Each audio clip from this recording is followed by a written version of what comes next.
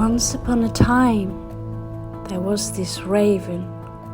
She would secretly admire the voices of angels. She loved playing with birds. She was a prankster, and just like any other ravens, she loved shiny things. She would decorate her nest until it would almost look like a small golden palace in the top of a mighty tree. She would spend so much time flying from tree to tree to seek those angelic voices and try to replicate the delicate sound of beauty and wonder.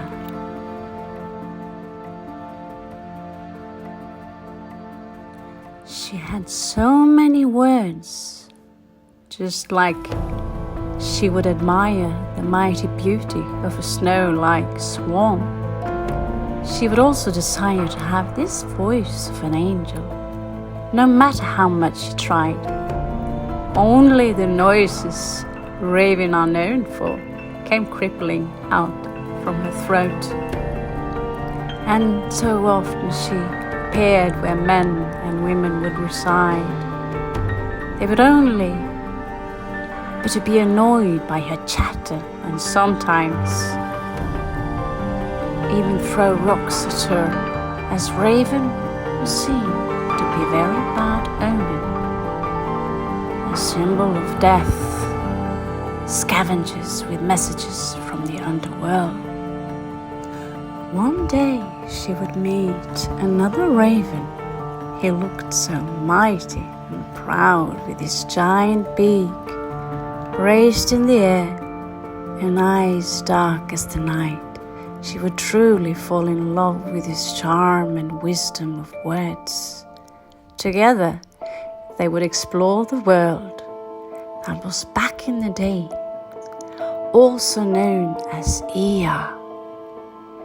Someone would call it Midgard, because many name had this world, just like her name was AnZu.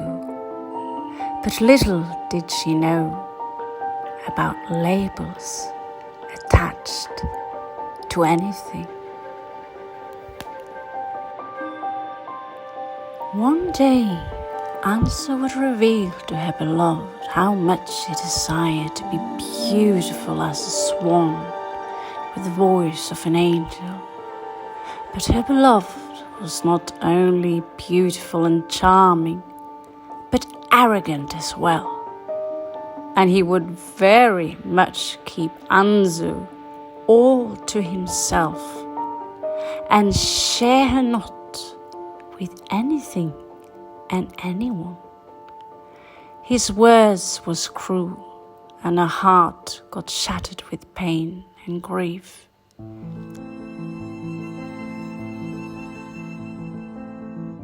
So AnZu, she left her tree and the golden shadows of her nest to follow a dream, a thought, an idea that almost seemed impossible.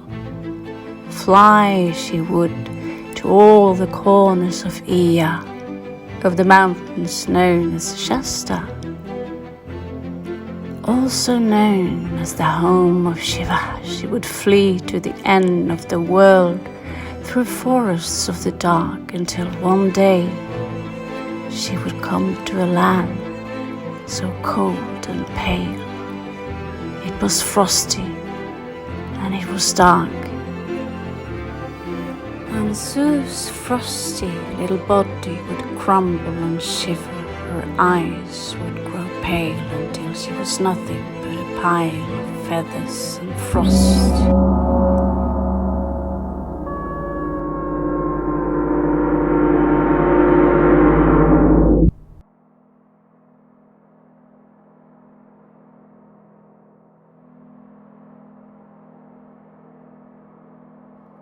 It was exactly then she would hear these voices familiar chatter, but yet words so different, and a gentle female voice so warm and friendly would also join the chatter of two other ravens with beaks like she had never seen before.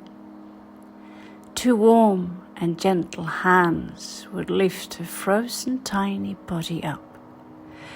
It was a beautiful, beautiful woman who looked exactly like an angel. "You brave little bird," said the voice, so soft and so mellow. "I will keep you close to my heart so you can feel my warm, bouncing flame of love." Slowly, little AnZu would feel her tiny heart beat again, and her eyes would glow with wonder. "So beautiful you are, little bird, no less than the swans you admire. You want to sing like an angel and a nightingale. But know this, they admire you and your shiny feathers, black as the night.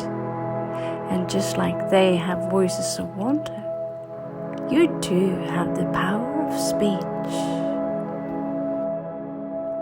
AnZu was now in the embrace of the goddess of beauty and love, as she picked this brave little heart up from the snow. Because when you are so cunning, brave and full of wonder, we, the gods of Ravnheim, wish to grant you this desire to become something else. Only this way you can look over your shoulder and see that the beauty was already yours and the power of sound you already possess. Your heart is gentle and light like a feather. Let me grant you this wish, little bird, to become like men and women.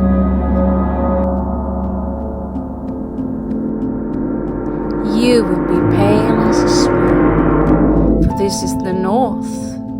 Your eyes will be blue like the sky, for you to remember that you are of the heavens. I will grant you the gifts of elegance and dance like a swan, and you will have the voices of an angel. One day you will recognize the two ravens by your side, and then you will admire them, and you will wish to be a raven yet again. But I will remind you slowly over time that you are more than just men and women. You are more than just a bird. The Lord of Time will show you when it's time for you to wither, little bird. You will have cats everywhere you go. You will see them and you will love them as your children.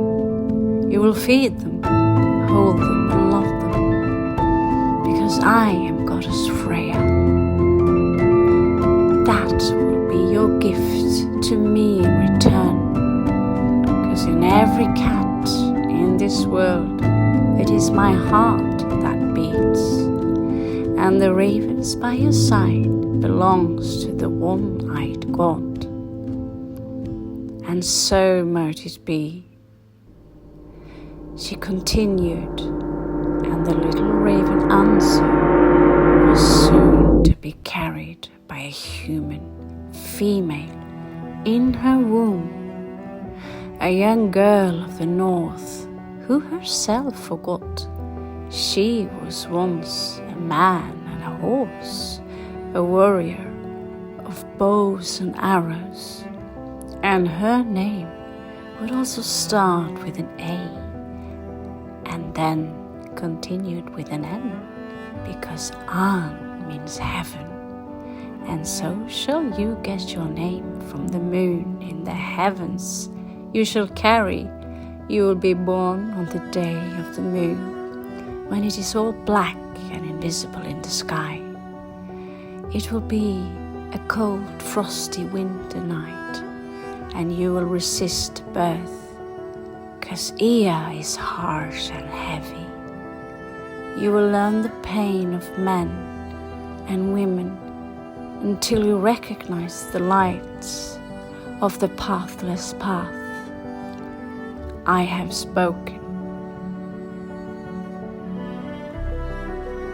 The goddess of Ravnheim, Freya, beauty and love, a goddess also of war. So was her blessings given, and the little Raven AnZu was finally on her path to become human.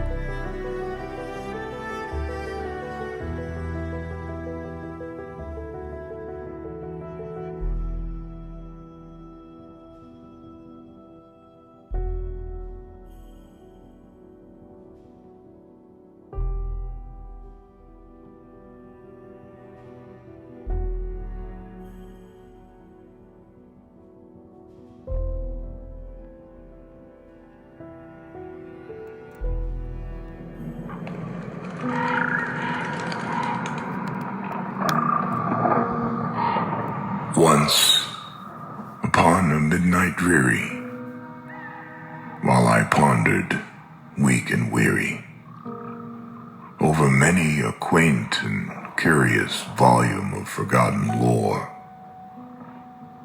while I nodded, nearly napping, suddenly there came a tapping, as of someone gently rapping at my chamber door. "'Tis some visitor," I muttered, tapping at my chamber door.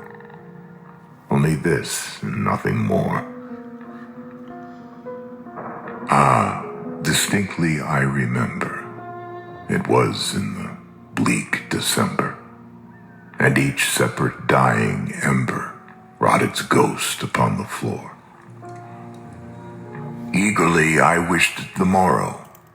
Vainly I had sought to borrow from my books surcease of sorrow, sorrow for the lost Lenore, for the rare and radiant maiden whom the angels name Lenore, nameless here forevermore.